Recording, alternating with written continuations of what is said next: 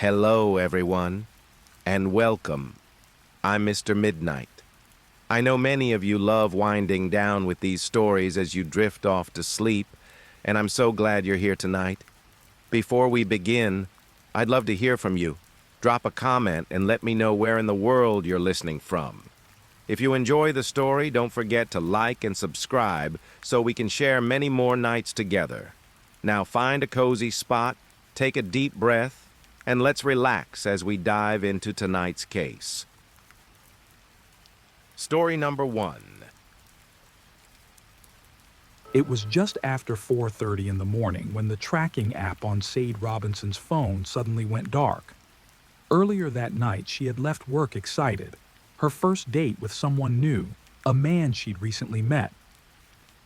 By sunrise, her car was in flames, and along the shoreline of Lake Michigan, something unthinkable was waiting to be found. What happened during those missing hours would shock an entire city and expose a nightmare no one saw coming. Sade Robinson was born in 2004 in Biggsburg, Mississippi. She was the only child of China Scarborough and Carlos Robinson. Her life changed early on. When she was just a year old, her parents separated. Sade then moved with her mother to Milwaukee, settling into the home of her grandparents. This city would become the backdrop of her formative years and the place where her vibrant personality began to bloom. From the start, Sade stood out. She was curious, energetic, and always eager to learn about the world around her. Whether she was playing soccer or participating in the Girl Scouts, she threw herself into every activity with enthusiasm. These early experiences not only allowed her to shine, but also helped shape her natural skills in leadership, teamwork, and discipline. Though her father lived in Florida, Sade maintained a close bond with him. Frequent visits between states became a routine part of her life, and through them, she developed a rare sense of independence and responsibility at a young age. As she grew older, Sade's passions began to take clearer form. She was drawn to the arts, especially rap music and dance, where she could express herself freely. But her dreams weren't limited to the creative world. She also felt a deep desire to serve her country and envisioned herself someday joining the armed forces. Her academic record was equally impressive. Sade was known as a standout student, always focused and determined. Yet even with her achievements, she wasn't immune to challenges. During 7th grade, she encountered difficulties at school, though the specifics were never made public. As a result, she made the brave decision to relocate to Florida and live with her father, seeking a fresh start. Once again, Sade showed resilience. In her new environment, she continued to excel both socially and academically. Teachers and peers alike admired her focus, her ambition, and her quiet confidence, one that was rooted in strength rather than pride. In 2019, after spending several years in Florida, she returned to Milwaukee to live with her mother. When her final year of high school arrived in 2021, Sade poured herself into her studies, managing to graduate an entire semester early, yet another example of her unwavering determination. By 2024, at just 19 years old, Sade Robinson embodied a rare blend of discipline, ambition, and independence. She was pursuing a degree in art at Milwaukee Area Technical College, balancing her education with 2 full-time jobs. But her ambitions didn't stop there. She had already set her sights on a future in criminal law. Through sheer effort and careful saving, Sade Robinson was able to accomplish a major milestone. She bought her own car. It was more than just a vehicle. It represented her growing independence. Not long after, she moved out of her mother's home and rented her very own apartment. She balanced 2 demanding jobs to support herself. One of them was at Pizza Shadow, where her work ethic, discipline, and initiative didn't go unnoticed. She quickly rose through the ranks and was promoted to manager. Her second job was at the prestigious Wisconsin Country Club, where she also helped her younger sister secure a position, making sure her sibling had access to the same opportunities that had shaped her own path. Sade wasn't just building a life for herself. She was helping pave the way for those she loved. At that moment, her future looked incredibly bright. She had clear goals, the discipline to chase them, and the kind of maturity most people twice her age hadn't yet reached. Yet behind all of that strength and focus, Sade still carried the hopes of any young woman her age. She dreamed of love, companionship, and a meaningful connection. What she never expected was that this search would lead her into the most dangerous moment of her life. April 1st, 2024, began like any other day for Sade. She started her morning shift at Pizza Shadow and, as she often did, took a few moments before work to catch up with her mother over FaceTime. Everything about the day seemed routine until her shift ended. Sade was excited. That evening, she had a date planned with a man she had recently met through a dating app. She left work and headed to meet him. That decision marked the last time anyone in her circle would ever see or hear from her again. The following day, April 2nd, Sade failed to show up for her shift. Her absence was immediately noticed. She hadn't called in sick, hadn't left a message, and that was completely out of character. Concern quickly spread among her co-workers. They began texting her, calling her phone, hoping for an explanation, but no reply came. Her family and close friends also began to worry. None of them had heard from her since the day before.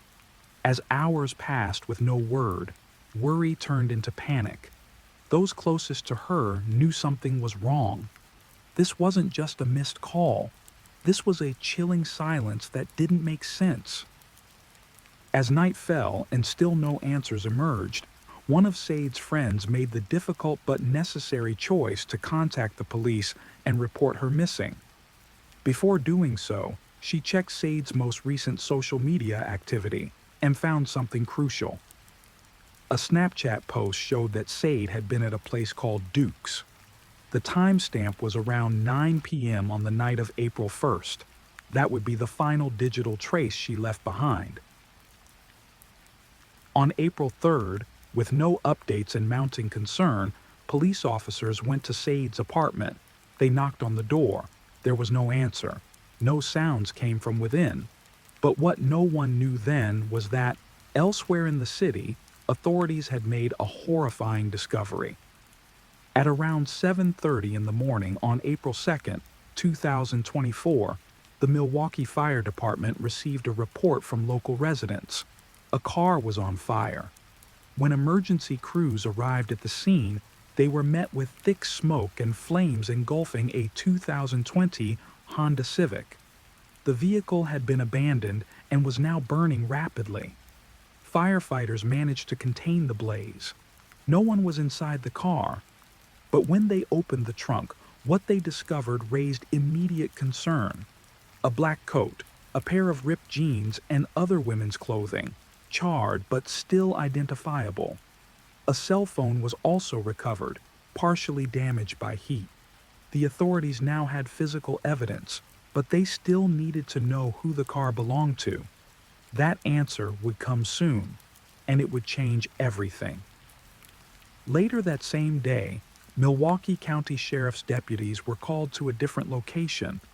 A man waiting for a friend had been walking along the edge of the park's beach when he stumbled upon something horrifying: a human leg lying near the shoreline. Forensic teams were called in. After careful analysis, they determined the leg belonged to an African American female. The remains were dismembered, but the condition of the limbs suggested the crime had occurred recently. As the investigation into the disappearance of Sade continued, one of the officers who had earlier visited her apartment learned of the discovery of human remains. The physical description of the remains, a petite African American woman, closely matched the details provided in the missing persons report for Sade. Then, a second chilling confirmation arrived. The Honda Civic found burning that morning, it was registered to Sade Robinson. With the pieces beginning to fall into place, detectives returned to her apartment. They spoke with the building's maintenance worker, who revealed he had seen Sade on the morning of April 1st. She seemed excited, he said. She was looking forward to a date after her shift at work. Investigators pulled the building's surveillance footage. It showed Sade leaving her apartment at 9 a.m. on April 1st. She never came back. That footage, combined with the evidence from the car and the park, created an urgent new direction for the case. Authorities subpoenaed her phone records from her mobile carrier. They traced her last text message, sent to a number with a 262 area code. They didn't yet know who the number belonged to, but the content of the exchange made it clear.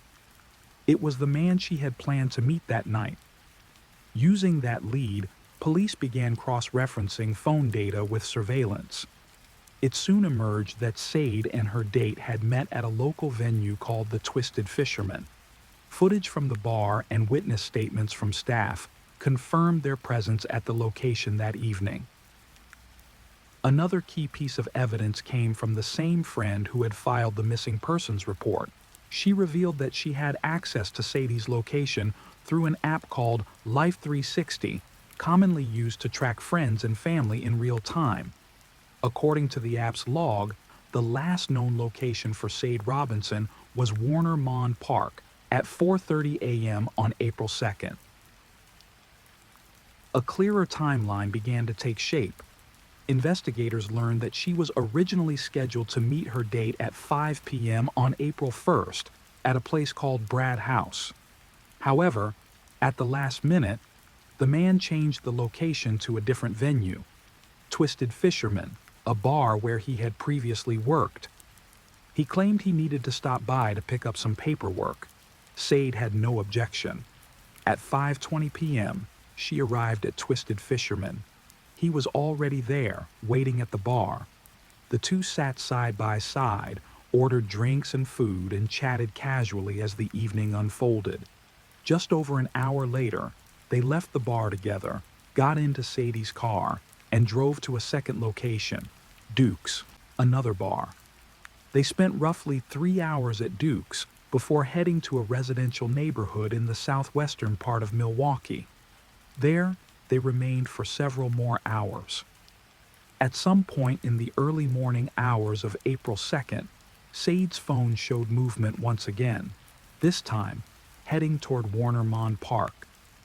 At 4:35 a.m., her Life 360 tracking app went silent. The battery had died. That was the last signal the phone would ever send. The mounting evidence led investigators to a grim realization. This was no longer a missing persons case. It was a homicide. All signs pointed to one horrifying conclusion. Sade Robinson had been murdered, and the person she had trusted enough to meet that night was now the prime suspect. Thanks to swift and coordinated work by law enforcement, the investigation progressed rapidly. Authorities had already zeroed in on one individual. Though his name was still unknown to the public, police knew he was the last person to see Sade alive. The evidence they had gathered was enough to obtain both an arrest warrant and a search warrant for the residence traced from Sade's phone activity. On April 4th, at 1 p.m., officers moved in. They arrived at the suspect's home and took him into custody. His identity was finally confirmed. Maxwell Anderson, a 33-year-old man and the son of a well-known businessman in the region. Following his arrest, disturbing details about his background began to emerge. Throughout his life, Anderson had exhibited a pattern of problematic behavior. His own father had once tried to help him by giving him a position in the family business, but eventually fired him, stating that he was unfit for the job. Anderson was also a U.S. Navy veteran, but in recent years, he had drifted from one job to the next, working primarily as a bartender in various establishments across Milwaukee. None of the positions lasted long. Between 2014 and 2019, he had multiple arrests on record, mostly for minor offenses such as public disorder and disturbances. Investigators worked to determine exactly how Sade and Anderson first met. The initial assumption was that they had connected through a dating app. But another theory surfaced. They may have crossed paths in person at one of the bars where Anderson had worked, locations that Sade and her friends were known to frequent. Following the arrest of Maxwell Anderson, detectives launched an extensive search of his residence. What they found inside confirmed their worst fears. In one of the bedrooms, investigators discovered bloodstains on the bedding and on a wall leading down to the basement. That area, they soon realized, held even more disturbing clues.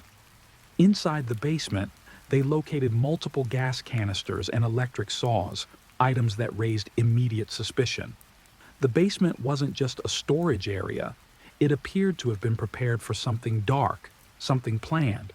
The space, now a central point in the investigation, suggested that the crime against Sade had been both premeditated and executed with chilling precision. The search for evidence did not stop there. On April 6th, just days after the house search, investigators returned to the area where Sade's burned car had been discovered. Just 1 block away, they made another gruesome find: a human foot. Forensic analysis confirmed what everyone feared.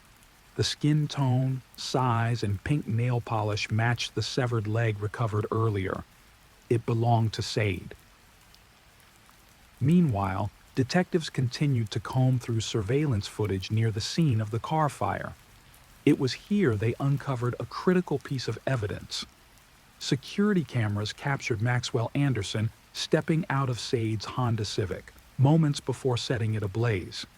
Several bystanders in the area at the time later identified him as the man responsible. After starting the fire, Anderson was seen calmly walking away and boarding a nearby bus. But perhaps the most chilling revelation came from a key witness who knew Anderson personally. Alarmed by the news of Sade's disappearance, the individual went straight to the police. What they shared would reshape the investigation entirely. 1 month before the crime, on March 5th, Anderson had allegedly described a plan to lure a woman to his basement, shoot her, dismember her body, and scatter the remains across the city. At the time, it seemed like a disturbing joke. In retrospect, it was a blueprint. The witness went on to describe a visit to Anderson's house just days before the murder. The basement, they said, was covered in plastic sheeting. There were 3 saws in plain view, a large tarp, and an area that appeared staged with intimate objects, further suggesting the calculated nature of the crime. This discovery set off even more alarms. Authorities feared there could be additional victims. They began re-examining other reports linked to Anderson. In February 2024, a woman came forward claiming that after meeting Anderson at a bar, he invited her to his home. But once there, she began to feel unwell, leading her to suspect he had drugged her drink.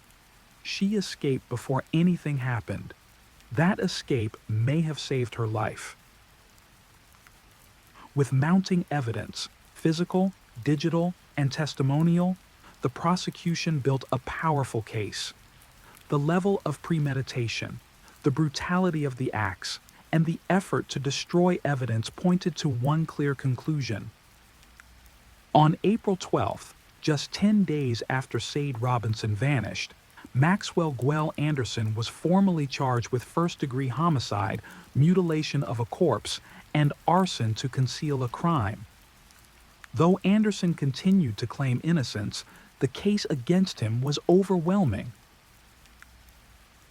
On the morning of June 6, 2025, the courtroom in Milwaukee was silent, tense.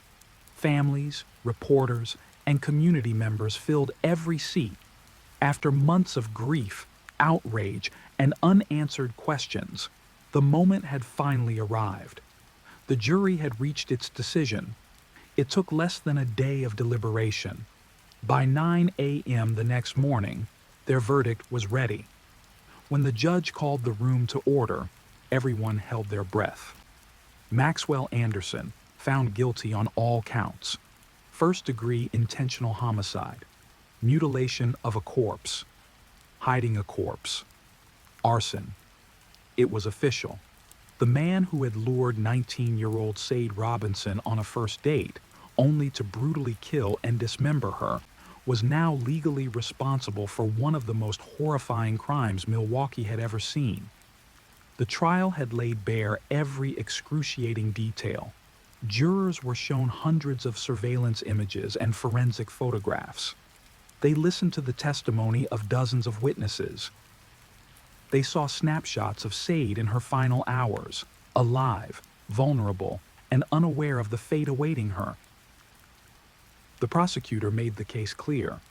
Sade was killed inside Anderson's home. He later dismembered her body. Her remains, legs, arms, torso, even her right breast, were scattered across counties. Some found in the lake, others washed ashore. And in an attempt to erase it all, he set her car ablaze and walked away without looking back. Outside the courthouse, Sade's mother stood beneath a gray sky surrounded by friends and supporters, many dressed in pink, her daughter's favorite color. "She will be forever remembered as an angel," she said. Her voice was steady, but her eyes carried the weight of unimaginable loss. "Even now, Sade speaks to me. She's still guiding me. Her mission to help others isn't over." Maxwell Anderson never took the stand. His defense presented no witnesses. His attorney argued there was no premeditation. But the evidence told a different story, one that began on a seemingly ordinary night and ended in unthinkable violence. Sade Robinson had dreams. She was studying at Milwaukee Area Technical College, working 2 jobs, building a life. That life was stolen. And now finally, there was accountability. Sentencing is scheduled for August 15th, but for her loved ones, the real sentence is something far greater. Story number 2. It was a calm Sunday afternoon in Tijeras, New Mexico, the kind of day where nothing much happens, and the only sounds are the wind and the occasional passing car. But that quiet didn't last. Suddenly, a series of loud cracks echoed from a house sitting on a large private lot. Neighbors weren't sure. Were those gunshots or something else? Then came the sound of a dog crying out, and silence. No one knew it yet, but something terrible was happening inside. And when a young man finally walked out to meet the police, the words he spoke and what officers later found would leave everyone stunned. The Mestre family was not widely known in the community, but for those who did know them, they were remembered as a quiet and reserved household. The family was composed of the father, Raimundo, his wife, Bertha, and their 3 children, Nancy, Adlai, and Brielle. They had settled in the small community of Tijeras, New Mexico, around 2021. Renting a house that stood out for its generous plot of land, they enjoyed a wide open yard, spacious, private, and ideal for a peaceful life. This property quickly became one of the defining features of their home. Raimundo was seen as a hard-working man, deeply dedicated to his family. Bertha was known for managing the household with warmth and kindness, a quality that earned her the affection of neighbors and acquaintances. By 2024, their eldest daughter, Nancy, had moved in with her partner. As autumn approached, she was expecting her first child, and the entire family looked forward to the baby's arrival with joy and anticipation. But that season of hope would not last. An unexpected and devastating event was about to shatter their world, replacing excitement with grief. On Sunday, October 13th, just before 2 p.m., emergency services received a call from a concerned man named Daniel. He explained that he owned the property next to his own, but had rented it out for years to a pleasant family, the Mestras. About an hour and a half earlier, he had heard several loud bangs. To him, they sounded like gunshots, 5 or 6 in total, followed by a single isolated shot roughly 10 minutes later. He also thought he heard the distressed cry of a dog. At first, he considered the possibility that he might be overreacting, but when he tried to contact the family by phone and received no answer, his worry grew. He walked to the house, rang the doorbell multiple times, and still got no response. That's when he decided it was time to call the police. By the time officers arrived, around 3 p.m., their body cameras recorded the unfolding events. The officers approached the home, unaware that they were about to step into a scene that would defy anything they had prepared for. They knocked on the door. For a few seconds, there was nothing but silence. Then, a young man emerged. He appeared disoriented, his movements unsteady. This was 24-year-old Adlai. His first words were chilling. His family had attacked him. When asked to clarify, he said it happened in his bedroom and that the weapon used was a knife. The officers instructed him to step closer. When asked if he was armed, Adlai said yes, and in a sudden motion appeared to reach for something. The officers quickly ordered him to turn around so they could restrain and search him. Adlai did not resist. While being handcuffed, he was asked again to explain exactly what had happened. This time, he said they had tried to stab him in the heart. According to him, his father had been wielding the knife, while his sister held a meat-tenderizing hammer. He then stated, without hesitation, that he had ended their lives.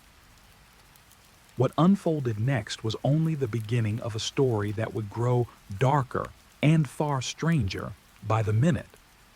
Almost without warning, Adlai began speaking again, but his words quickly drifted into bizarre and incomprehensible territory.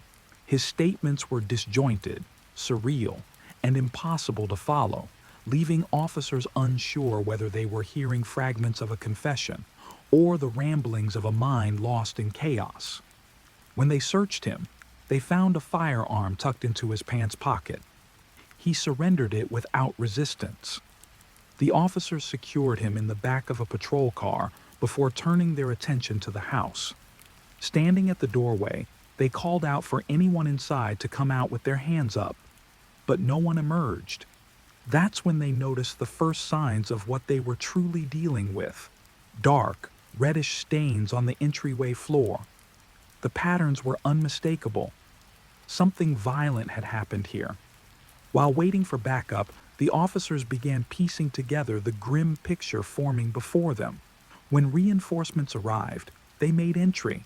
Inside, the scene grew more unsettling with each step. The walls bore scattered droplets of blood, the trail climbing the staircase and soaking into the carpet, as though someone had been dragged toward the upper floor. In one area, they found a dog lying motionless, badly injured. They suspected it had been beaten, explaining some of the stains mixed into the scene. Despite combing through each room, they found no sign of the family. The search then moved to the backyard, where they quickly spotted more drag marks leading away from the house. But the yard was vast, stretching far beyond the officers' immediate line of sight. One officer returned to the patrol car, hoping Adlai could narrow down the search area. When approached, Adlai's first words were a plea not to be harmed. The officer reassured him. They only wanted to know where his family was. But instead of answering, Adlai asked if the officer had seen the dog, his tone carrying an odd, almost excited inflection. The officer pressed the question again. Finally, Adlai admitted that the bodies were in the backyard. He had planned to bury them. He then gave specific directions to their location.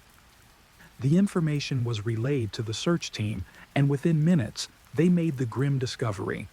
The bodies of 46-year-old Raimundo, 51-year-old Bertha, and 17-year-old Brielle. Adlai's confession to ending their lives was, at least in this detail, the truth. After confirming the deaths, officers searched Adlai once more before transporting him for questioning. But once again, his words unraveled into a tapestry of delusions, claims that the bodies had been convulsing and foaming at the mouth, that their wounds were somehow healed. At the sheriff's office, Adlai was led into an interrogation room. For a brief moment, he was cooperative, even assuring officers that he wouldn't cause trouble. But his behavior soon became erratic, creating unexpected challenges for the department. After being left alone for a short time, barely moving except to acknowledge something invisible in the room, he was joined by a detective. The moment the detective introduced himself, Adlai launched into another incoherent story. This one blended references to seismic waves, the Big Ben clock tower, a submarine, and an unidentified woman, as if mocking the situation, or as if his alleged crimes carried no weight. The detective allowed him to speak for several minutes before handing him a pen and paper, asking him to write his account. Adlai agreed without hesitation. It was during this exchange that the detective realized this would be no ordinary interrogation. Following procedure, he read Adlai his rights and made sure he understood. Then he asked directly what had happened to his family. But instead of a straightforward answer, Adlai began another surreal account, this time claiming they had been facing some kind of catastrophic event, and that although he tried to leave, a voice from his own conscience demanded that he proceed. The detective immediately pressed him to clarify what he meant by proceed. Without hesitation, Adlai responded, "Kill." He then went on to claim that his family had lost consciousness, though he insisted he didn't know what they did afterward.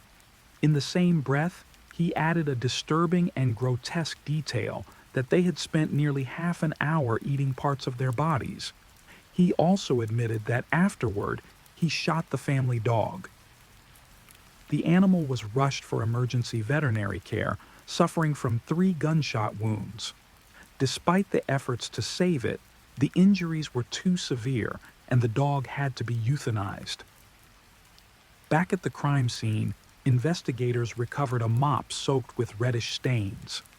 In the interrogation room, the detective continued to push for specifics, asking Adlai where his father had been during the attack and where he had delivered the fatal blows. At first, Adlai's words dissolved into nonsense. Eventually, he stated that his father had been in the living room when he sustained the fatal injuries. Though officers had already located bullet casings inside the house, they also found other evidence: a meat tenderizing hammer stained with blood and a bladed weapon. This combination of clues led them to speculate on the sequence of the killings, but Adlai's statements only deepened the mystery. When questioned about his mother, how and where he had attacked her, Adlai claimed she had been wandering the house in a daze. He said he then led his father and sister into the same room, but suddenly became frightened and fired a gun through the wall. Later, when asked what he did with the bodies after killing them, Adlai answered with chilling calm, showing no sign of remorse. He said he had intended to bury them. Among his incoherent written notes, the detective found disturbing references to possession by dark forces and claims that his family had tried to curse him. It became clear there might be far more to his mental state than he was revealing. Hoping to learn more, the detective asked if he had ever sought medical help for mental health issues. Adlai said yes, but quickly added that his visits had been because of curses placed upon him. Left alone again, his behavior became stranger still. At one point, he appeared to hold a conversation with someone who wasn't there.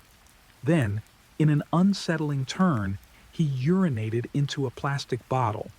When the detective returned and realized what he had done, he reprimanded him, telling him he could have asked to use the restroom.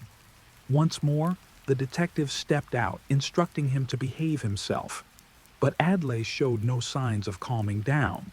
Instead, his erratic behavior escalated to a disturbing level. He began shouting to God, then suddenly turned to address the men in the room. Rising to his feet, he moved in a way that, captured on camera, would mark the moment the situation took a sharp, alarming turn. Without warning, Adlai began violently kicking the wall of the interrogation room. Within moments, he had created a hole large enough to squeeze through, escaping into the hallway. He made a direct path toward the elevators. The noise drew the attention of deputies, who intercepted him just seconds later.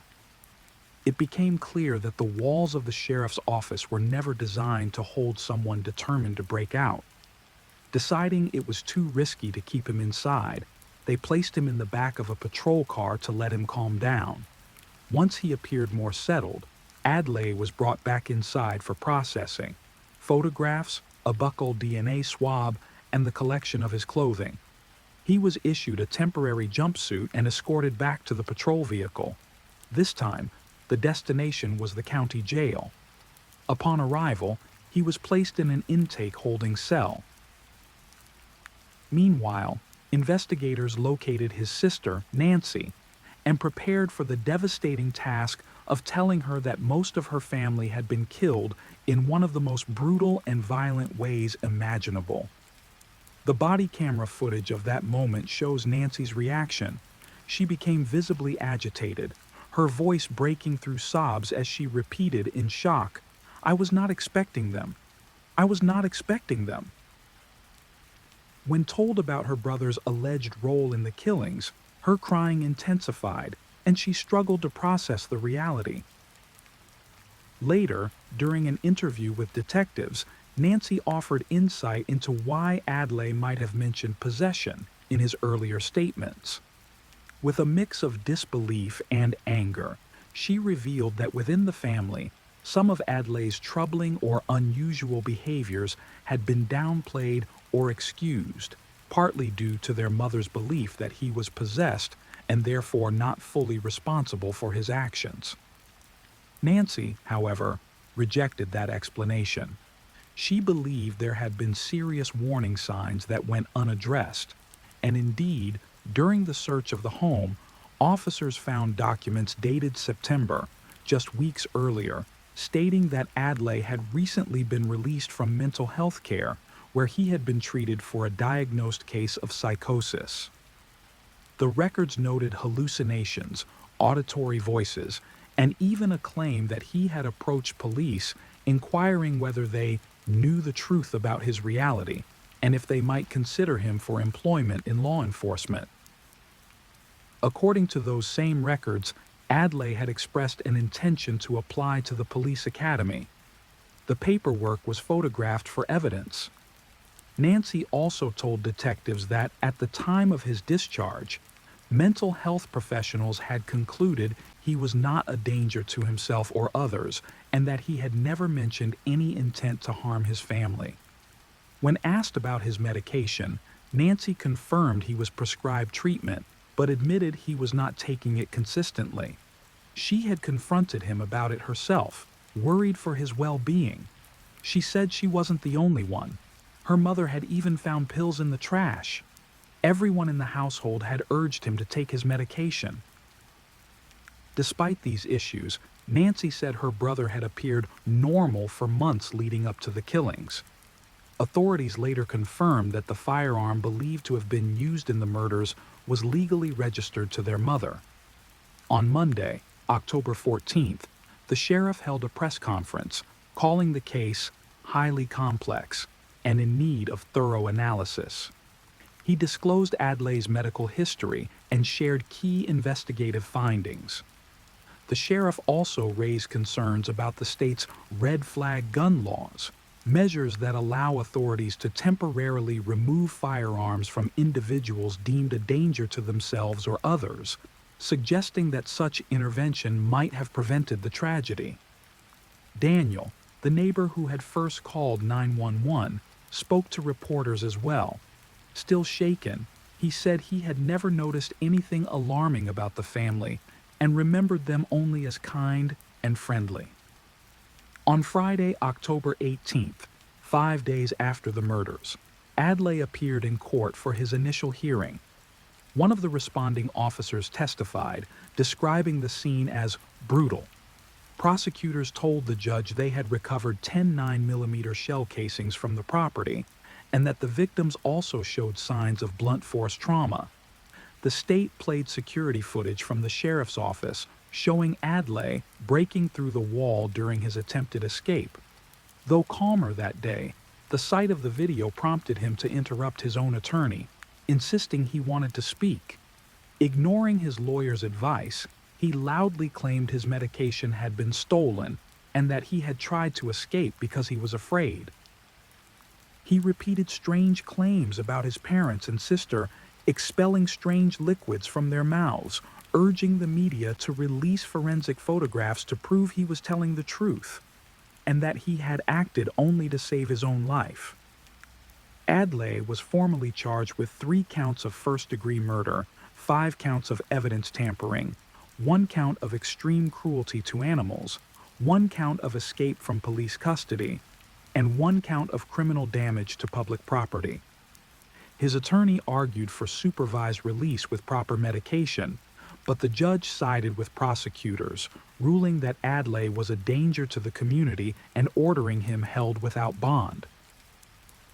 Months later, in April 2025, a judge declared Adlai incompetent to stand trial and ordered him transferred to a mental health facility for treatment.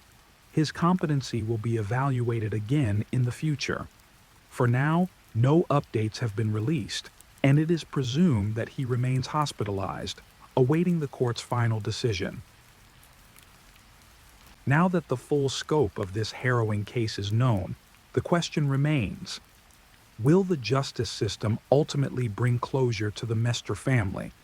Or will investigative challenges, mental health complexities, and systemic gaps in firearm regulation leave the truth forever clouded?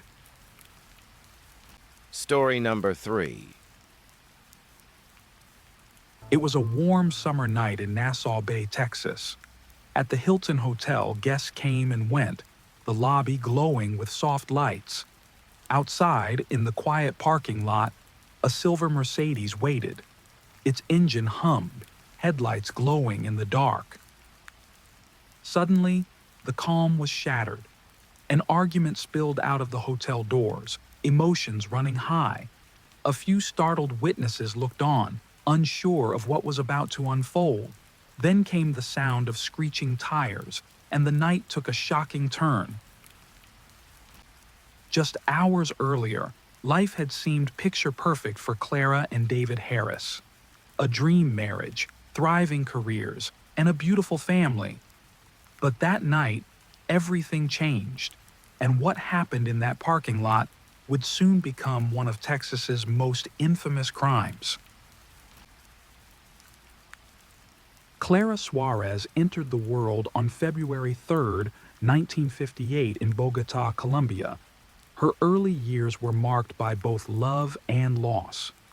When she was only 6 years old, her father passed away, leaving her mother to shoulder the weight of raising the family alone. To provide for her children, Clara's mother spent countless hours sewing clothes for the wealthier families of Bogota, working tirelessly to keep food on the table and to ensure her children never lacked the essentials. Growing up in these circumstances, Clara learned 2 things very quickly: the value of hard work and the desire to build a better life. Education became her path forward. From a young age, she dedicated herself fully to her studies, determined to rise above the limitations that surrounded her. Her ambitions were clear. Clara wanted a professional career, and more than anything, she longed to move to the United States. Unlike many of her peers, Clara avoided the distractions of parties and fleeting romances. Clara's chosen path led her into dentistry, a profession that would become her calling. She began her studies in Columbia and later pursued greater opportunities abroad. In 1990, her dream took a major step forward when she graduated from Washington University in St. Louis, one of the most prestigious dental schools in the United States. Afterward, she continued her training at the University of Texas School of Dentistry in Houston, where she refined her skills not only as a dentist, but also as an orthodontist. By the early 1990s, Clara's life seemed to be aligning with the vision she had held for so long. She was living in the United States, practicing the career she had once only imagined, and building the stability she had always longed for. Romance, however, was not at the top of her list. She was focused on her work, her patients, and her future. But fate intervened in 1991. While working at Castle Dental Center, Clara crossed paths with another dentist, David Harris. He was just a year older than she was, born on November 4th, 1957, in Newport, Arkansas, before moving to Texas for his studies. David, like Clara, had excelled academically, graduating second in his class and quickly securing a promising career. Yet behind his professional success was a personal life marked by loss. He was recently divorced and had a daughter, Lindsay, from his first marriage.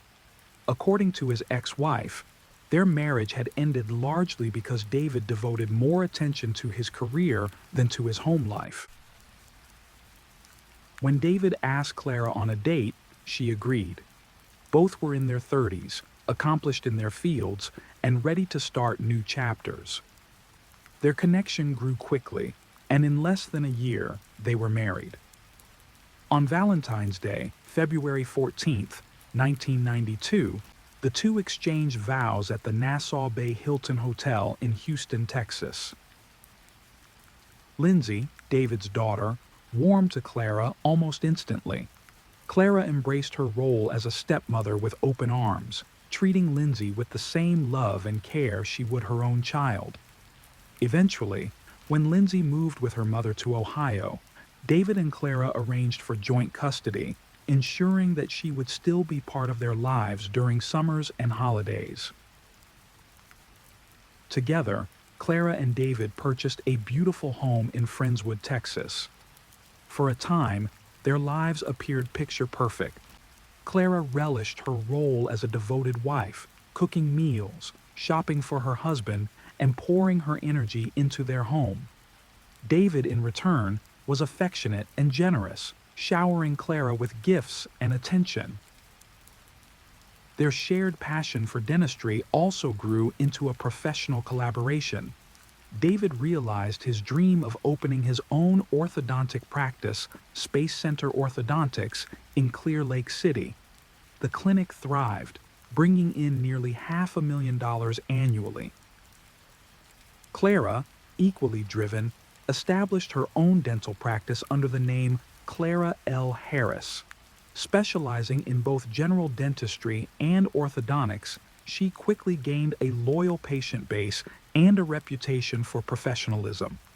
By all outward appearances, Clara Suarez Harris had achieved exactly what she had longed for since childhood: a prosperous career, a loving family, and the promise of a brighter future in the United States. Their joint success brought financial stability and comfort. Friends and acquaintances who saw them together spoke of their relationship as one of deep affection and mutual respect.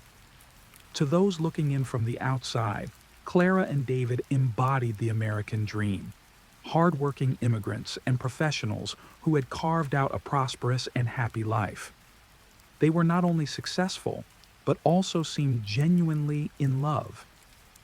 Yet, beneath the surface, there were struggles that many couples face. The Harrises dreamed of expanding their family, But starting that chapter was not as easy as they had hoped.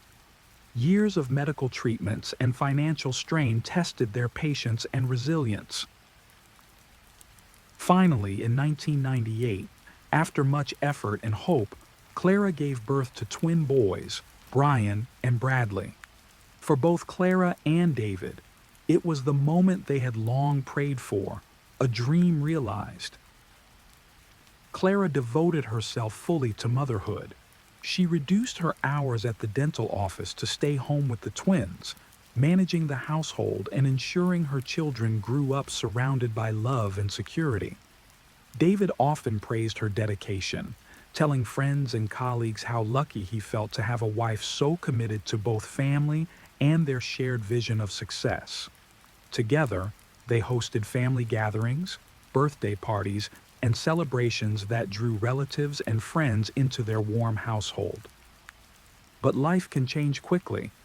By 2001, cracks began to appear in the perfect image they had worked so hard to create. That year, David made a decision that would alter everything. He hired a new receptionist at his dental clinic, a woman named Gail Bridges. Gail was 39 years old, recently divorced, and raising 3 children of her own. Once married to a wealthy insurance agent named Steve, she had lived a life of comfort and privilege. But her marriage had unraveled, with Steve accusing her of cruelty and infidelity, allegations she denied, though the divorce was finalized in late 2000. Following the separation, Gail downsized her lifestyle and sought employment to support herself and her children. At the very moment Gail entered the Harrises' world, Clara was busier than ever. Her twins were no longer infants, but raising them still demanded much of her energy. She was working long hours, striving to balance her roles as a mother, wife, and professional. David, who had once cherished her devotion, began to feel neglected as Clara's attention shifted naturally toward the boys. It was in this climate that Gail made her presence felt. Colleagues soon noticed how much attention she gave David. She was striking, confident, and unafraid to blur the line between professional and personal. Rumors swirled through the office corridors, and whispers suggested that her connection with David went beyond work. Eventually, those whispers proved true. In 2002, David invited Gail to what was supposed to be a casual dinner meeting. That dinner became something much more, and an affair began to take shape. The romance between David and Gail escalated quickly, and it wasn't long before others in the clinic could see what was happening. They weren't particularly careful in hiding their relationship, which made those around them deeply uncomfortable, especially because many of them knew Clara. One of David's colleagues, a woman named Diane Sherrill, reached a breaking point. After witnessing the two together at the office after hours, she felt compelled to tell Clara the truth. Clara had harbored suspicions, but hearing it confirmed was devastating. When David finally admitted to the affair, he confessed that he wasn't even sure about his feelings for Gail. For Clara, who had built her entire adult life around the dream of stability and devotion, the revelation was shattering. Her world seemed to collapse overnight. Heartbroken and humiliated, she reached out to a lawyer to explore the possibility of divorce. But David was not ready to let go. He insisted that he wanted to save their marriage and promised to end his involvement with Gail. Clara, still deeply in love and unwilling to see her family torn apart, laid down strict conditions. The affair had to stop, and they needed to begin marriage counseling together. It was July of 2002. That summer, David's daughter from his first marriage, Lindsay, had come to spend her vacation with them in Houston. At 16, she had been spending time at her father's office, learning about dentistry and nurturing dreams of following in his professional footsteps. But she, too, noticed the interactions between her father and Gail. She eventually decided to tell Clara what others were whispering, that David and Gail were more than co-workers. Clara, shaken but determined, drove to the dental office to face the situation head-on. Gail, caught off guard, said little when confronted. Clara allegedly fired her then and there. David, humbled, waited outside as the two women stood face to face. Yet the discovery left Clara restless. She needed answers. She pressed her husband about the affair, desperate to understand why it had happened and what he saw in Gail. David admitted that the relationship was intense, even obsessive, and went so far as to compare his wife and his mistress. On paper, Clara seemed to surpass Gail in education and professional standing, but David revealed that he felt Gail listened to him more and even confessed his preference for her surgically enhanced appearance. The words cut deep. For Clara, who had sacrificed so much for her family, the betrayal was unbearable. But rather than give up, she resolved to fight for her marriage. She threw herself into self-improvement, booking appointments with a hairdresser, a manicurist, even a plastic surgeon, paying deposits for liposuction and breast augmentation. She also adjusted her professional schedule to spend more time with David and the children, trying to address his complaints about feeling neglected. Friends began to notice the change. Clara seemed consumed by the affair, often bringing up Gail's name in conversation. She exercised intensely, refined her appearance, and searched for explanations. She even obtained Gail's phone number, and stories later circulated about her calling Gail directly. Some accounts claimed she issued threats, while others suggested she thanked her rival for making her realize how much she valued her marriage. David, meanwhile, confessed his infidelity to his pastor and promised both Clara and his devout parents that he would change. Together, the couple began attending counseling, hoping to repair what had been broken. Still, David proposed one last meeting with Gail, supposedly to end things for good. Clara, torn between suspicion and hope, reluctantly agreed. David said he would meet Gail at a restaurant. But when Clara asked a private investigator to follow him, the truth came out. The detective tracked David not to a casual dinner, but to the Hilton Hotel, the very place where he and Clara had exchanged vows 10 years earlier. There in the restaurant, David was seen with Gail, their interaction more intimate than professional, showing no signs of a farewell. The two were later spotted together in the hotel parking lot, speaking for several minutes as if the world around them did not exist. They believed they were hidden from view, unaware that someone was watching. Meanwhile, Clara was unraveling. She drove to the restaurant with Lindsay, desperate for answers. But when they arrived, David and Gail were nowhere to be found. Her frustration mounted. She drove to Gail's home. Again, no trace of her husband. It was then that she called the detective, who revealed the devastating truth. David had rented a room at the Hilton, the same hotel where he and Clara had celebrated their marriage. The betrayal, so public and so cruel, ignited something deep inside Clara. Fueled by rage, humiliation, and heartbreak, she sped toward the Hilton. In the lobby, she searched frantically for her husband, but he was not there. Clinging to hope, she urged Lindsay to call her father, telling him that one of the twins was ill and that he needed to return home immediately. David agreed. Clara rushed to the hotel. In the lobby, she waited. Then the elevator door slid open. David appeared, holding Gail's hand. In that instant, the image of the perfect marriage shattered completely. Overcome by fury and heartbreak, Clara lashed out, pulling Gail's hair and striking her as witnesses looked on in shock. Hotel staff quickly intervened, separating the two women and escorting them outside.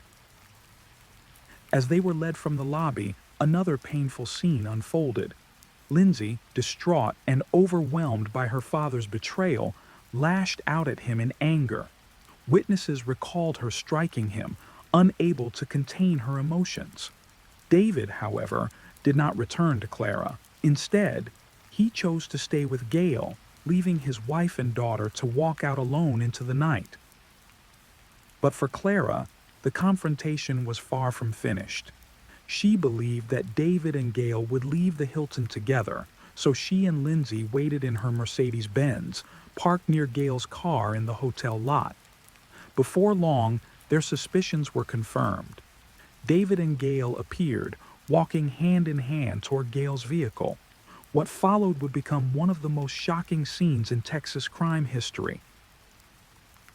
Witnesses testified that Clara started her car, pressed the accelerator, and drove straight toward the couple. The vehicle struck David, throwing him onto the pavement, but Clara did not stop. Instead, she circled the parking lot, accelerating again and again, running over him multiple times as Lindsay sat in the passenger seat, screaming for her to stop. David Harris died instantly from multiple blunt force injuries. The entire incident was captured on videotape by the private investigator who was still documenting David's movements for Clara. That footage, along with the revelations of the affair and the violent confrontation, became central pieces of evidence in the trial that followed. When the car finally came to a halt, Lindsay scrambled out, distraught and crying. Clara stepped out moments later, her face streaked with tears. Witnesses described her as overwhelmed, as if she herself could not believe what had just occurred. She collapsed beside her husband's body, sobbing and calling out in anguish. Unlike many others who commit such acts in anger, Clara did not attempt to flee. She remained at the scene until police officers arrived and placed her under arrest. The case shocked Houston and quickly gained national attention. The leaked footage from the hotel parking lot brought the tragedy into living rooms across the country. To the public, Clara's story seemed to be one of a devoted wife undone by betrayal, a woman who had tried everything to save her marriage, only to lose herself in a single night of rage. In 2003, her trial began. Clara's defense centered on the claim of sudden passion, arguing that her actions were not premeditated, but rather the result of overwhelming emotional pain upon seeing her husband's infidelity with her own eyes. The prosecution, however, painted a different picture. They pointed to the fact that Clara had brought her car to the hotel, had followed David and Gail, and had struck him repeatedly, suggesting deliberate intent rather than a momentary lapse. After weeks of testimony, the jury delivered its verdict. Clara Harris was guilty of murder. In 2004, she was sentenced to 20 years in prison. The verdict devastated everyone connected to the family. David's parents, Gerald and Mildred Harris, initially expressed sympathy and even stood by their daughter-in-law during the trial. But their relationship with Clara deteriorated when she chose to leave her twin boys in the care of family friends and relatives instead of allowing the grandparents to raise them.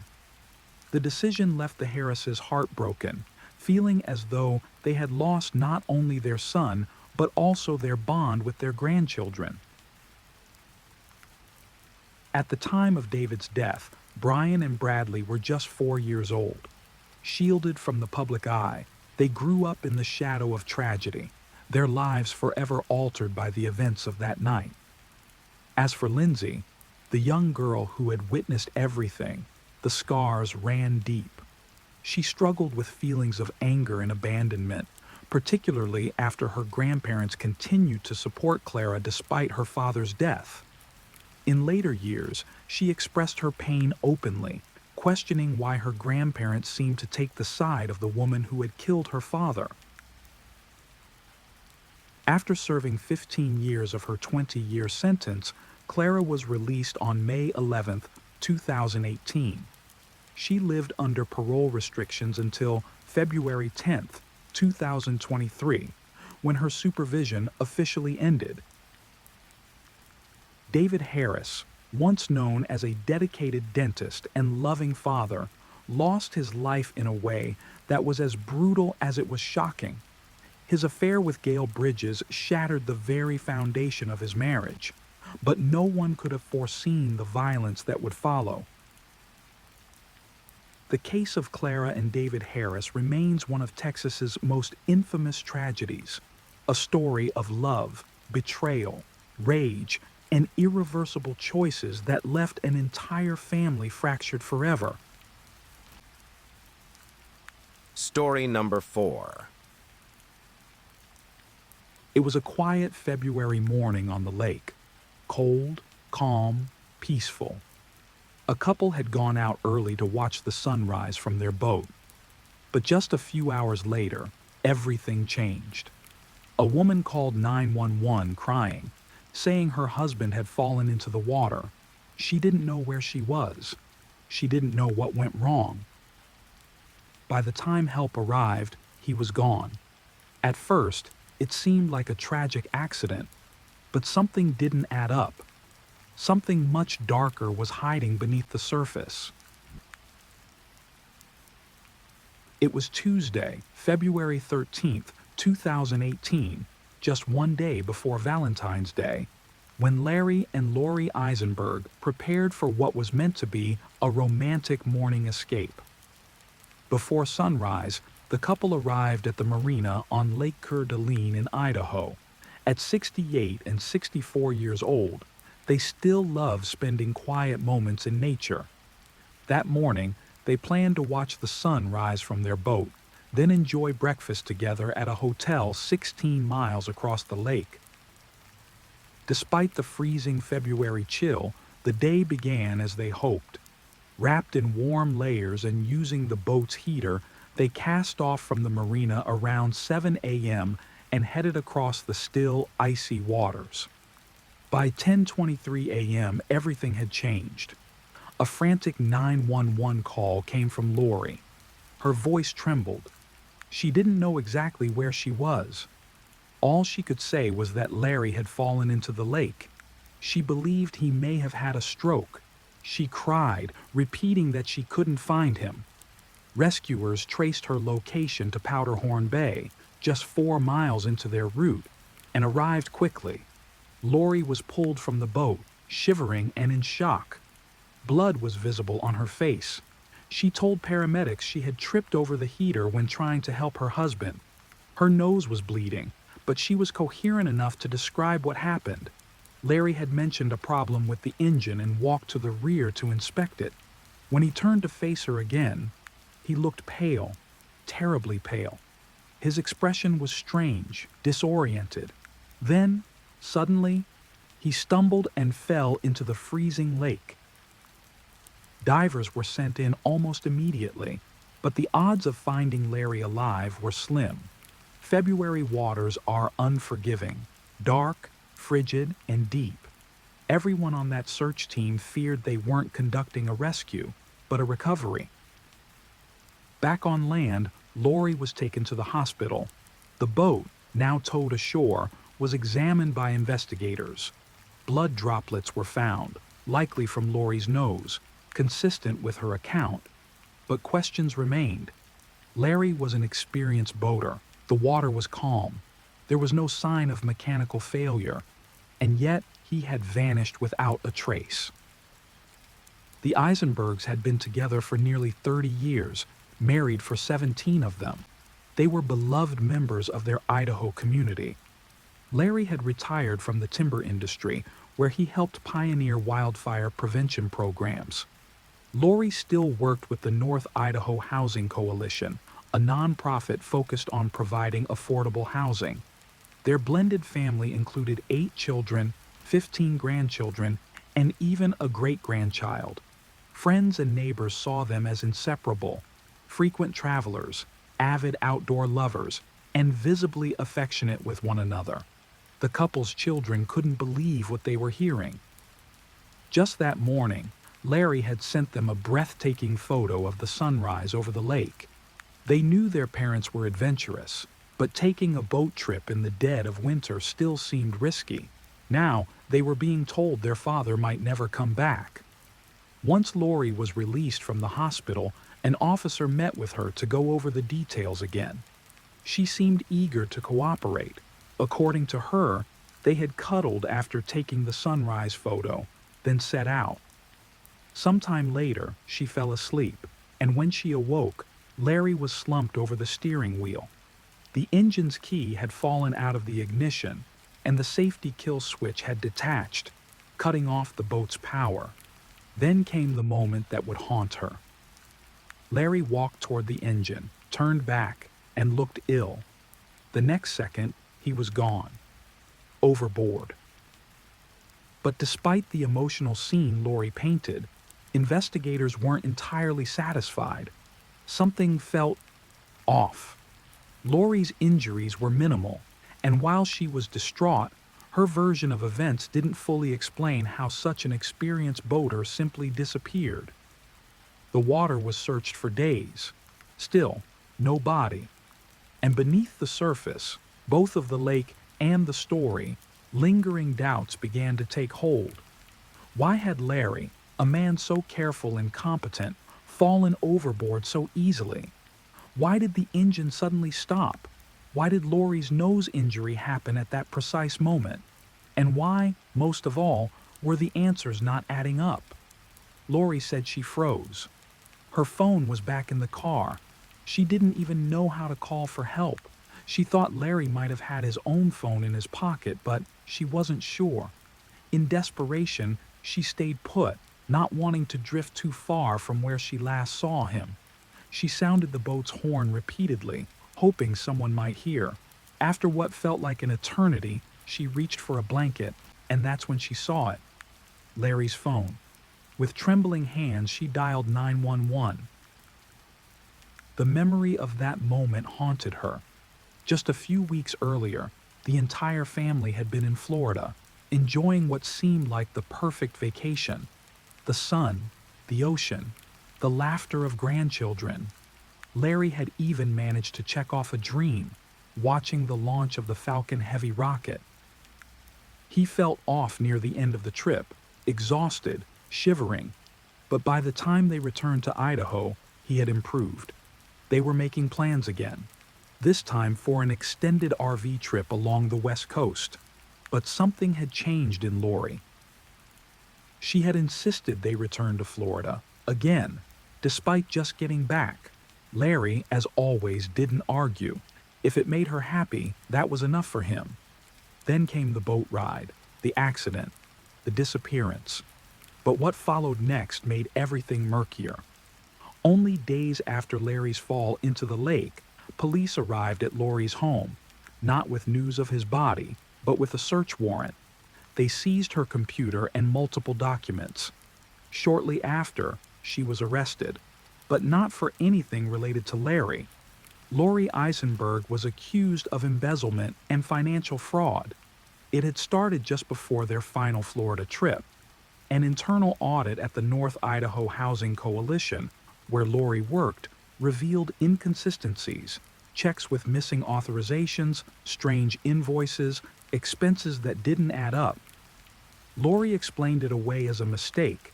She claimed she was trying not to burden the busy board members. She even asked to be let go.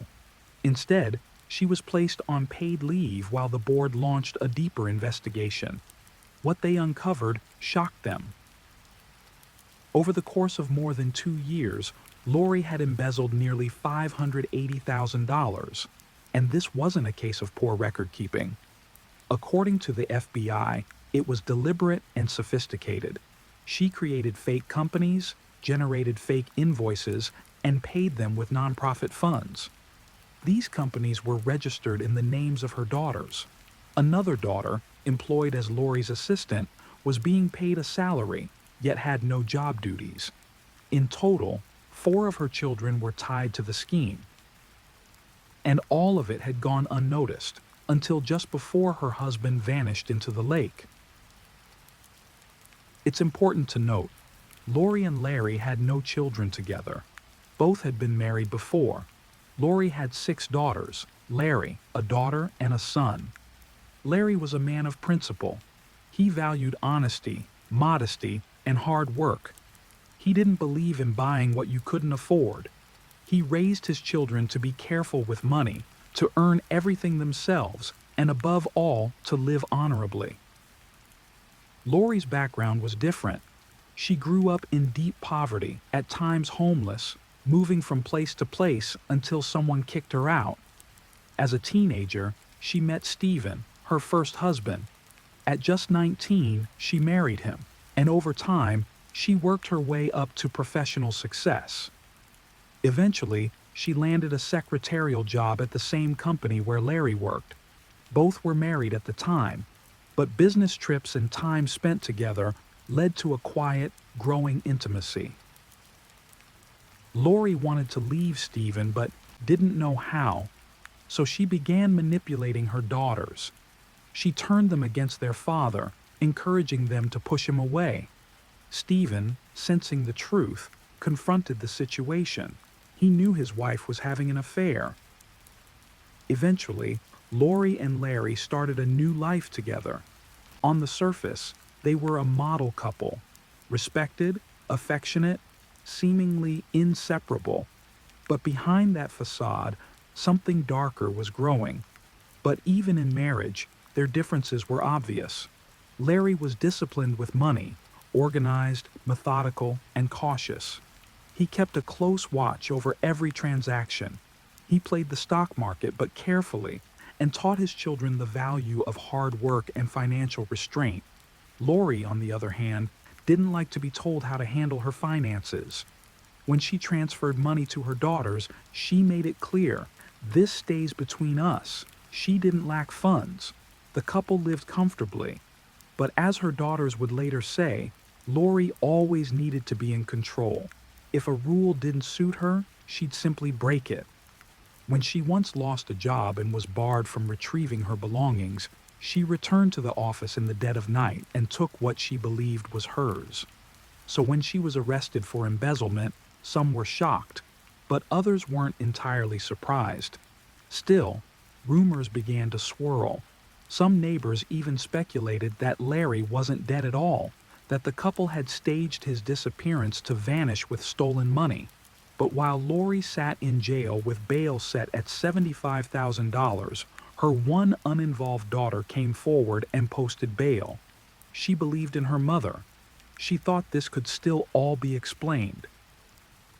Meanwhile, the search for Larry continued. Air support, sonar scans, and dive teams. But Lori, the only witness, was oddly vague about where the accident happened. Her behavior also raised eyebrows. She'd laugh and make small talk one minute, then suddenly burst into tears. She told her daughters the police were trying to frame her. She wanted to sell the house and leave town as soon as possible. Eventually, her daughters moved her into a hotel. The sudden relocation raised alarm among neighbors who called the police. Simultaneously, Larry's children visited the sheriff's office with growing concerns. They too believed Lori was acting strange. Something didn't feel right. Then, on March 1st, just over 2 weeks after Larry went missing, a grim discovery confirmed their fears. His body washed up on the shore of Lake Coeur d'Alene. When investigators informed Lori, her reaction was chilling. She shut down. No tears, no questions. She refused to visit the sheriff's office to learn more. Something inside her seemed to switch off completely. Then came the autopsy results, and with them, a new layer of horror. Larry had not drowned. There was no water in his lungs. He had not suffered a heart attack or stroke either. Instead, toxicology reports revealed a lethal amount of diphenhydramine, better known as Benadryl, in his system. The typical therapeutic range for the drug is around 1,000 nanograms per milliliter. Larry had more than 7,000. He had been poisoned. Investigators now wondered, had this poisoning begun during their Florida trip when Larry felt so weak and ill? Was that moment of exhaustion and confusion truly the flu? Or had it been the first dose? Lori, now aware that police knew the truth, spiraled. She told her daughters she saw no way out. Either she'd go to prison for life or end her own life. But then her thinking changed. She didn't need to die. She just needed everyone to think she had. She told her daughters that they needed to say goodbye, that they would never see her again. She talked of ending her life, of disappearing for good. At first, it seemed she abandoned the idea. But then, on the day she was scheduled to appear in court for her financial crimes, Lori vanished. She didn't just miss her court date, she disappeared without a trace. For the daughter who had posted her $75,000 bail, it was a devastating betrayal. Now heavily pregnant with her third child and just weeks from giving birth, she not only lost the bail money, but was hit with another $17,000 in costs to locate her fugitive mother. The emotional toll was worse. She came to a painful realization: her mother was a manipulator. She had always cared more about her own comfort than anyone else's well-being. Then, just as suddenly as she had disappeared, Lori reappeared. She walked into the prosecutor's office with a new haircut and a tan, as if she had returned from a tropical getaway rather than a criminal manhunt. She seemed to believe that by turning herself in, the focus would remain solely on her financial charges. But detectives weren't finished with her. The investigator handling Larry's case seized the opportunity to question her. Lori refused to talk, at least not without a lawyer. But the evidence was already building. Police discovered that Lori had lied about one of the most basic details: the sunrise photo. She had claimed Larry took it and sent it to their children that morning. But metadata from the image proved otherwise. It was Lori who took the photo. And thanks to the iPhone's live photo function, investigators could hear audio captured during those moments. Larry's voice was audible. He was still alive. But not for long. In post-accident photos of Lori's purse, investigators spotted a juice bottle. They suspected Larry had unknowingly consumed the Benadryl with it. They tested the theory and were stunned. The pills dissolved fully in the juice within minutes, leaving no visible trace. Police now believed Lori had planned to drug Larry and stage a drowning, probably in deeper water where the body would never resurface. But the sedative worked too quickly, and Larry collapsed earlier than expected. Lori then drove the boat miles away from the actual location of his fall before calling 911, leading rescuers to search in the wrong place. But because the water had been shallower than planned, Larry's body eventually surfaced. When it did, autopsy results confirmed everything investigators feared. There was no water in Larry's lungs. He hadn't drowned in the traditional sense. He may have died from dry drowning, a fatal spasm of the vocal cords that shuts off the airway when water touches the throat, but not the lungs. Or he may have already been dead when he hit the water. Either way, the high concentration of Benadryl, over 7 times the therapeutic dose, was a central factor. And then came another chilling discovery. Lori had searched online for information about water currents, drowning methods in Florida, and lake depths before their trip. And on February 13th, the very day of the boat outing, local papers were set to publish news of her firing and financial misconduct. Lori had even canceled the newspaper subscription to keep Larry from seeing it. She knew he'd leave her if he found out. Everyone confirmed it, her own daughters and Larry's children. And in preparation for what would follow, she had already modified Larry's will. The new version gave 80% of the estate to her daughters. Larry's children would receive only 20%. It was enough. In February 2020, Lori Eisenberg was charged with murder. The case never went to trial. Instead, she took an Alford plea, a legal maneuver in which the defendant does not admit guilt but acknowledges that the evidence would likely lead to a conviction. On May 24th, 2021, the sentencing hearing was held. Larry's children were there. So were two of Lori's daughters, the ones not involved in the fraud. They stood not for their mother, but for Larry. They made it clear they supported justice, not blood loyalty. Lori also spoke. For 50 minutes, she read a carefully prepared statement. In it, she said she accepted full responsibility for Larry's death. But she claimed the Benadryl-laced drink was meant for herself. She said she had planned to take her own life. Larry had supposedly drunk the juice by accident while she was asleep. The court didn't believe her. Lori Eisenberg was sentenced to life in prison, with the possibility of parole after 30 years. She had already been sentenced to 5 years for embezzlement. Her 4 daughters who had received stolen money were convicted of conspiracy to commit theft. Each received 3 years of probation and were ordered to return the money. The Eisenbergs' home was sold. The proceeds went toward repaying the damages from Lori's financial crimes. In the end, Lori's words from her sentencing remain seared into memory, not for their sincerity, but for their twisted irony. I know Larry would still be alive if I hadn't made that drink.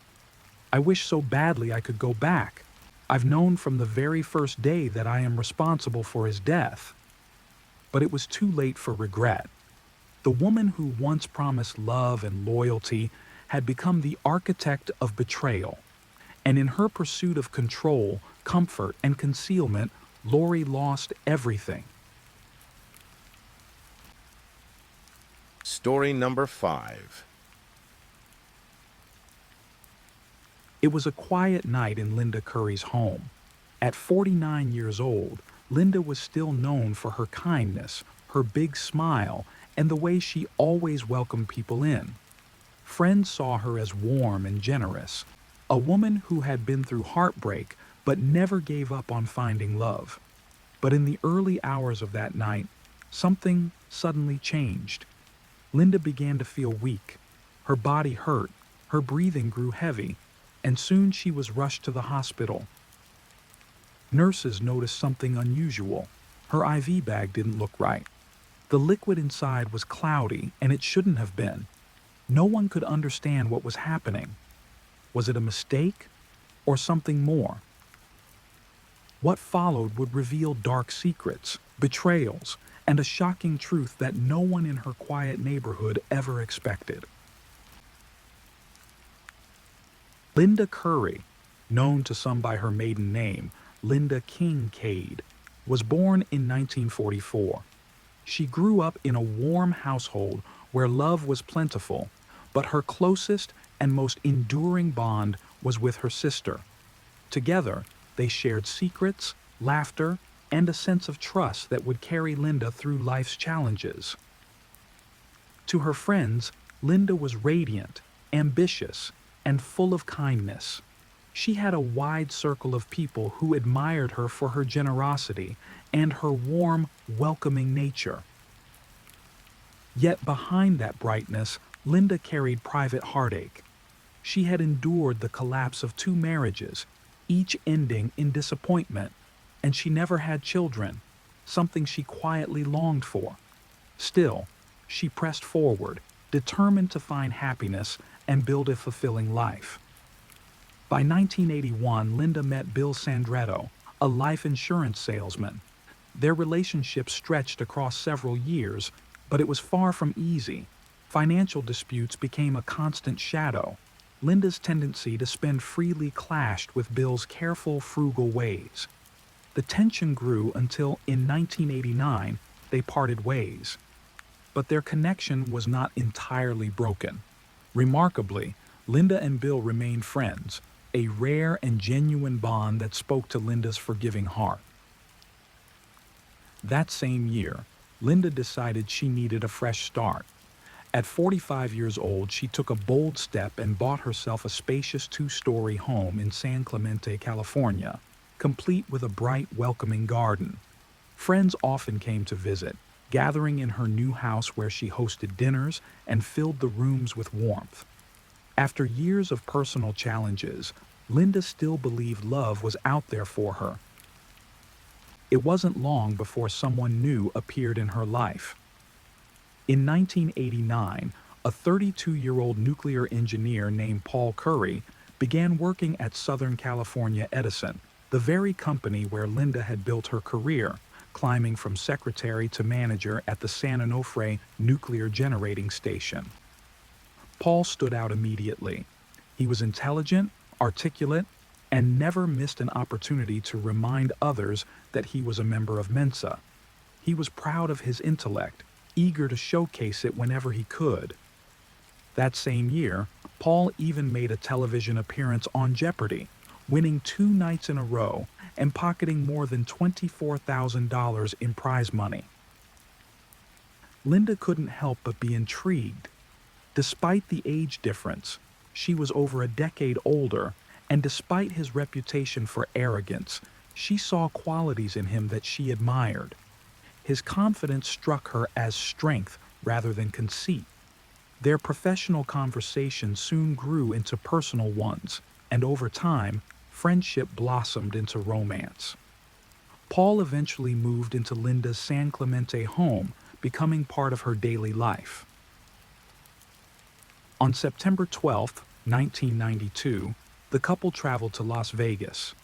In a small wedding ceremony, they became husband and wife. Linda glowed with happiness, convinced she had finally found the partner she had been searching for. To her, Paul represented stability, intelligence, and the promise of a secure future together. But those closest to her weren't convinced. Her best friend Mary, who had stood by her side for years, sensed something was off. Even Bill Sandretto, her former partner who still cared for her deeply, worried about the match. To them, Paul seemed distant, self-absorbed, and more concerned with his own image than with Linda's happiness. He appeared to enjoy boasting about his accomplishments far more than showing affection to his new wife. After the wedding, life in San Clemente seemed promising on the surface. Linda Curry and Paul Curry had a combined income of nearly $140,000 a year, a considerable sum for the early 1990s. They lived in Linda's spacious 2-story home with its welcoming garden, and friends assumed they would be comfortable, maybe even prosperous. But soon, cracks began to show. Despite their good salaries, money troubles loomed.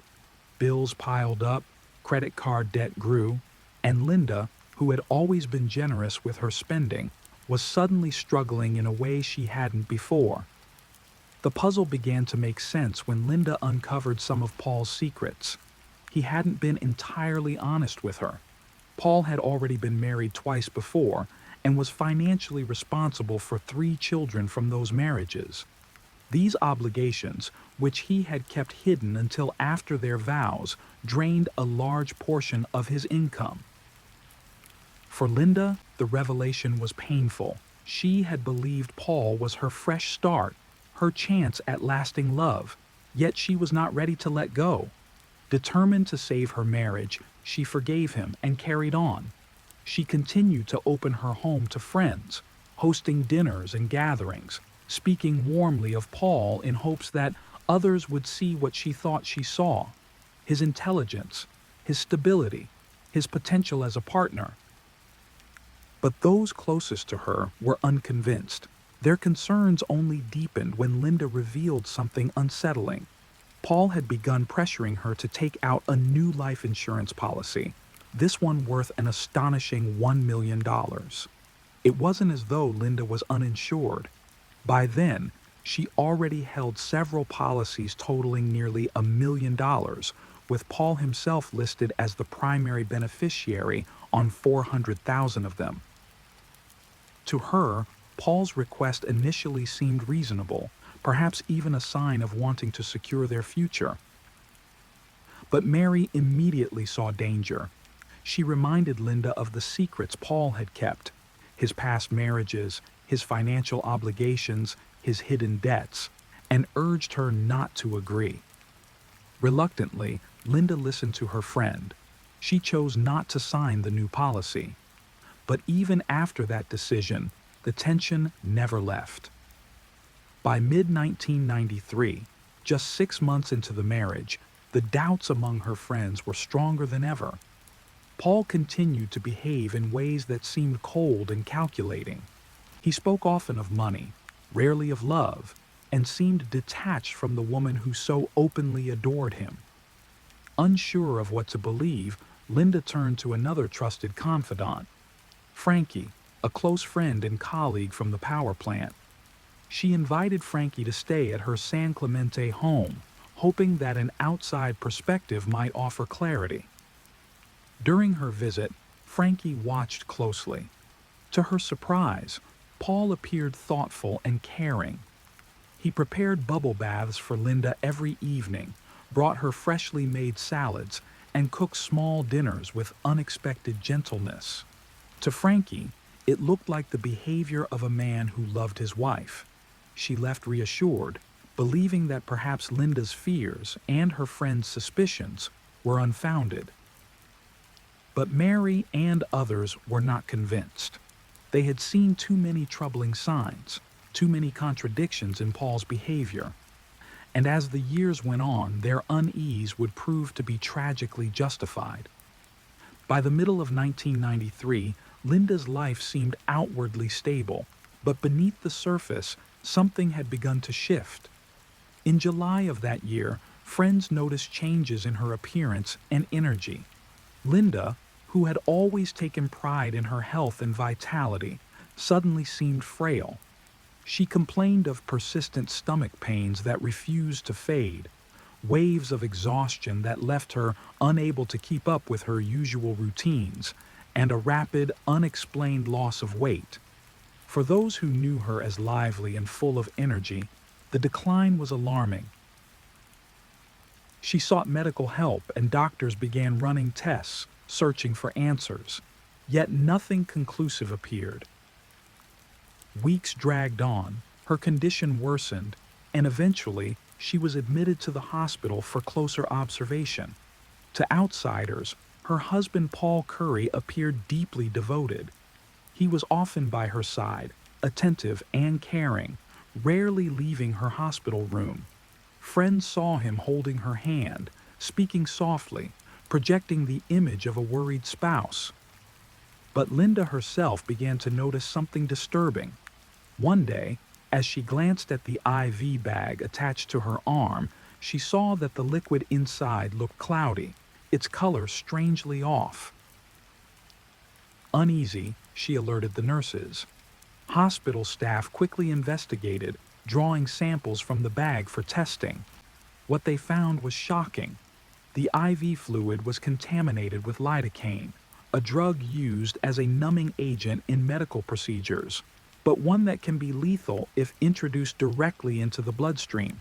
There was absolutely no medical reason for lidocaine to be in her IV. An internal review began immediately. Could it have been a tragic mistake, or had someone tampered with her treatment deliberately? Suspicion soon fell on Paul. He had spent long hours alone in Linda's room, often when she was sedated or asleep. The timeline pointed squarely at him as the only person who could have slipped the substance into the IV without being noticed. Linda's closest friends were horrified. For them, this was the confirmation of what they had long feared, that Paul was not the loving husband he pretended to be. They believed he had both the motive and the opportunity, especially with the life insurance policies in his name. Yet when confronted with the possibility, Linda could not bring herself to accept it. She admitted, with heartbreaking honesty, that if anyone had a reason to harm her, it would be Paul. But she refused to believe he was capable of such a thing. To her, it was easier to accept that the hospital staff had made an error than to face the idea that the man she loved could be trying to kill her. At her request, the case was quietly closed. After 21 days in the hospital, Linda's health seemed to improve. She was discharged and returned home, determined to put the ordeal behind her. She tried to rebuild her strength, to focus on her marriage, and to reclaim the normal life she had always wanted. For a brief time, it appeared as though she might succeed. But only a few months later, in December 1993, the nightmare returned. The same symptoms came back with a vengeance: piercing abdominal pain, overwhelming fatigue, and drastic weight loss. Once again, Linda was admitted to the hospital, and once again, doctors noticed something strange. Her IV fluids looked unusual, clouded, and suspicious. Laboratory tests confirmed the worst. Lidocaine had been found in her system again. This time, the hospital acted swiftly. A bold decision was made. No one would be allowed inside Linda's room without a nurse present. A sign was taped to her door, a visible shield meant to protect her. The unspoken message was clear. The restriction wasn't for every visitor. It was directed at one man in particular, Paul Curry. Despite the suspicions swirling around him, Paul Curry wasn't ready to give up.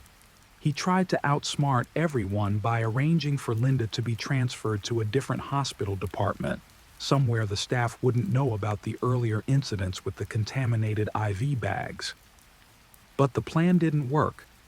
It didn't take long for authorities to realize the same pattern was happening again.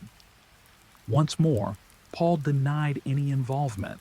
He remained calm, even as police questioned him. And once more, Linda defended her husband, refusing to believe that the man she had married could be capable of harming her. Against her friend's pleas, she insisted it was all a mistake. Her health improved during her stay, and before long she was preparing to return home. But just before her release, something strange happened. Linda asked her best friend, Mary, to stop by the house and bring her a few personal belongings to the hospital. When Mary walked into Linda's living room, she froze. Scattered across the coffee table were stacks of papers, life insurance policies. To Mary's shock, many of them listed Paul Curry as the beneficiary. She immediately told Linda what she had seen, assuming her friend had simply forgotten them there. But Linda's response was unsettling. She explained that when she left the house, the papers hadn't been out. That meant Paul had been going through them, calculating, perhaps, how much money he would stand to inherit if Linda were gone. To Mary, the picture was becoming clear. Paul wasn't the devoted husband he pretended to be. He was a man with a motive. Yet Linda, desperate not to admit another failed relationship, refused to accept it. She clung to the belief that Paul loved her, ignoring her friend's desperate pleas to leave him. As Linda's health improved, she was discharged once again and returned home to the very man so many suspected. The friendship between Linda and Mary began to fade after that. Their once frequent calls and visits grew fewer, and a silence settled between them. Then, on June 9th, 1994, Mary received something she never expected: an email from Paul. It was the first time he had ever reached out to her directly. His words were chilling. He told her that Linda was gravely ill and might not survive. Hours later, just after midnight, Paul dialed 911, reporting that his wife was unresponsive. By the time paramedics arrived at the Curry home in San Clemente, it was already too late. Linda Curry was dead. The news devastated those who loved her. For Mary and the rest of Linda's friends, the tragedy confirmed what they had feared all along, that Paul was behind her death. Toxicology results soon revealed the horrifying truth. Linda's body contained lethal levels of nicotine, a substance she despised and would never have willingly consumed. Along with it, doctors found a significant amount of a sleep aid in her system. This combination left little doubt. someone had poisoned her, and that someone had access, motive, and everything to gain. After Linda's death, Paul Curry wasted no time collecting the money. From her life insurance and retirement plan, he claimed a total of $419,000. But he didn't walk away with everything. Because Linda had named her sister in her will, part of the estate went to her as well. That decision spoke volumes about their relationship. Linda had no children of her own, but she wanted to make sure her sister would always be provided for. Then came another shocking revelation. The truth about Paul's carefully constructed image began to unravel. Investigators learned that he had lied about much of his life. Despite what he had told Linda, Paul Curry was not an engineer. He had never even finished his degree. His boasts about being a Mensa member? Fabricated. His employers at Southern California Edison eventually uncovered the deception. But instead of exposing him, they quietly allowed him to resign, ensuring that no trace of his lies appeared on his record. With his past catching up to him, Paul sold Linda's beautiful San Clemente home and moved halfway across the country to Salina, Kansas. There, he reinvented himself once again, securing a job as a city building inspector and even remarrying a woman named Teresa. To the outside world, it looked as if he had successfully moved on with his life. But the shadow of Linda's death never disappeared. Behind the scenes, the investigation remained alive. Though no physical evidence directly tied Paul to the poisoning, one determined investigator refused to let the case fade away. Her name was Yvonne Schul, and she believed the answer lay in logic and persistence. For Schul, the facts were simple. Linda's body contained a lethal amount of nicotine. She had also been given a powerful sleep aid. That combination meant she could not have administered the deadly dose herself. On the night she died, there had only been two people in the house, Linda and Paul. If she couldn't have done it, then the answer pointed directly to him. In 2007, more than a decade after Linda's death, Schul officially reopened the cold case. She began piecing everything back together. Linda's sudden illnesses, the mysterious IV bags, the insurance documents, the toxicology reports, and the contradictions in Paul's story. But she knew she needed more. Evidence was thin, and the case had grown cold for a reason. So she turned to psychology. In 2009, Schul contacted Paul Curry directly. She posed as a friendly investigator, just trying to wrap up some lingering details. Paul, still confident he had fooled everyone years earlier, agreed to talk. Over the phone, he opened up again and again, never realizing every conversation was being recorded. Schul never accused him. Instead, she listened, acting sympathetic, even a little naive.